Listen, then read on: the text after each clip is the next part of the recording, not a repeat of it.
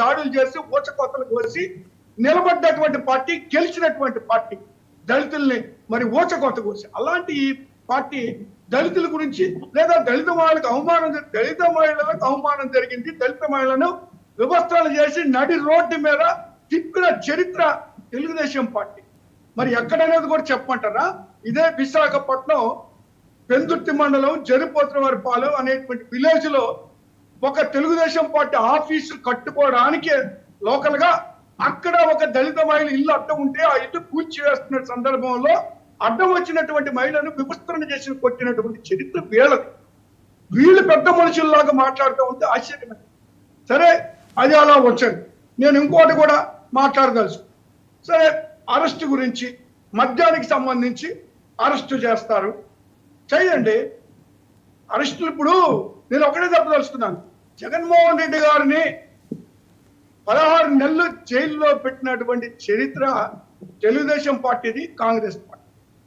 అది వ్యాపారాలకు సంబంధించింది, పెట్టుబడులకు సంబంధించిన వ్యవహారం. ఆ వ్యాపారాలకు కానీ పెట్టుబడులకు కానీ ఎలాంటి సంబంధం లేని తెలుగుదేశం పార్టీ అచ్చెన్నాయుడు గారు, మరి ఎర్రంనాయుడు గారు, అదే విధంగా మరి కాంగ్రెస్ పార్టీ శంకర్రావు గారు, వీళ్ళిద్దరు పెట్టుబడులు పెట్టలేదు లేదా వ్యాపారాలకు లేవు. వీళ్ళు ఇచ్చినటువంటి కంప్లైంట్ ఆధారం చేసుకొని ఆ రోజు తెలుగుదేశం పార్టీ, కాంగ్రెస్ పార్టీ కుట్రపూరితంగా జగన్మోహన్ రెడ్డి గారిని అరెస్ట్ చేసి 16 నెలలు జైల్లో పెట్టారు. కాబట్టి అలాంటి చరిత్ర కలిగినటువంటి ఈ పార్టీ ఇప్పుడు తిరిగి అదే కార్యక్రమానికి మద్యం కుంభకోణం అనేటువంటిది తీసుకొచ్చి దీన్ని ఒక క్రియేట్ చేసి కొంతమందిని అరెస్ట్ చేసి వాళ్ళ ద్వారా మరికొంతమంది పేర్లు చెప్పించుకొని ఇప్పుడు వీళ్ళు ఇచ్చినటువంటి 164 స్టేట్మెంట్స్ లో కూడా చూడండి, పోలీసులే స్టేట్మెంట్లు తయారు చేసి వీళ్ళతో సంతకాలు పెట్టిస్తున్నటువంటి పరిస్థితులు ఉన్నాయి.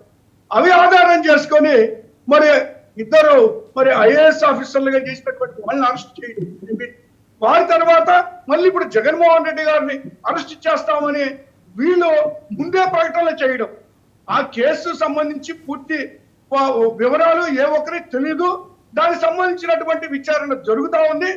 అందులో మరి వీళ్ళు ముందే అరెస్ట్ చేస్తాము వారిది ఇదని మాట కాదండి. రాజశేఖర్ గారు రవిచంద్రారెడ్డి గారు అయితే డైరెక్ట్ గవర్నర్కి ఆల్రెడీ ఇది ఇన్ఫర్మేషన్ ఇచ్చేశారు.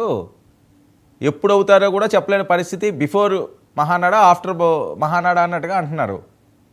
ఓకే సార్, మహానాడుకు ముందు మహానాడు తర్వాత వాళ్ళు ఏ విధంగా చేసుకున్నా ఏం చేసుకున్నా మేము సిద్ధంగా ఉన్నాం.